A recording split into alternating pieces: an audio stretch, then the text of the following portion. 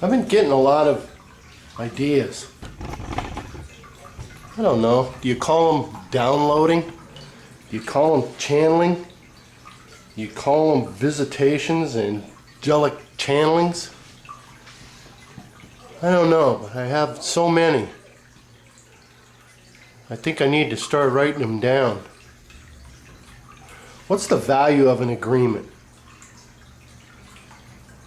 You know, it's starting to show up more and more for me, this thing about agreeing. You ever found yourself in a conversation and you're talking about something and going along and the person's not even looking at you, like looking off in another way, and you're getting really involved and really breaking some ground, so to speak, and all the person can do is look out the window at the potential of somebody going by they might see, or a car passing by they might recognize, and all they can say is, yeah, I know.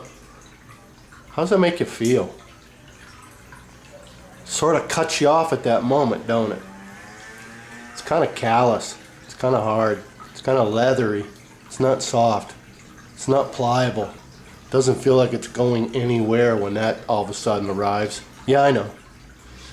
It's almost like that person just showed you their shoulder and you're sitting there talking to yourself, all caught up in the emotion, the potential of tearing or getting ready to say, please forgive me or something, and then your idea is so minimalized.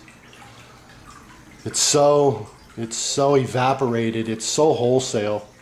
It feels kind of like less than nothing now at this point. Now what do? We just kind of stick our hands in our pocket, kind of turn around and say, I guess you're right. See you later. Love you. Pretend. Where do you go with that when you feel that way? What do you do with that thing? Yeah, I know. Let's look at an alternative. I don't think it matters, even on a so-called kindergarten level.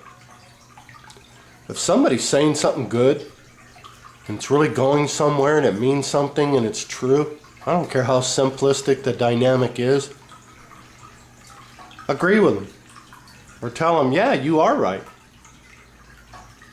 And you can do that looking in their eyes, and it's almost like something magical happens when you look in their eyes and you agree with them. It's almost like you help that person be who they say they are. Instead of tearing them apart and saying, yeah, I know. And that's really, I don't know about you, but that's a clue for me that that person absolutely did not know. That's how I know. Because they'll just throw that in there just to throw you off. Because they don't know. They want you to think they do know. They don't want to get caught with their pants down, so to speak, not knowing nothing, so they want to make sure you know by them just saying, yeah, I know.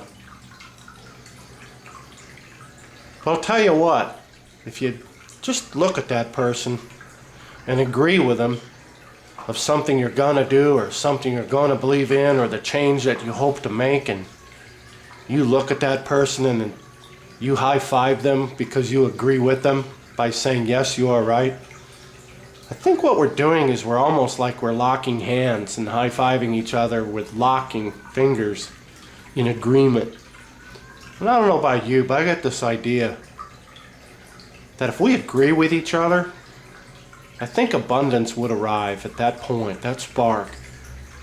It's kind of like the old biblical saying where two or more are gathered together in that situation of that believing in the highest and the best for each other. That it also says that He, she, Spirit, God Almighty, whoever your God is, will be there, listening, so to speak.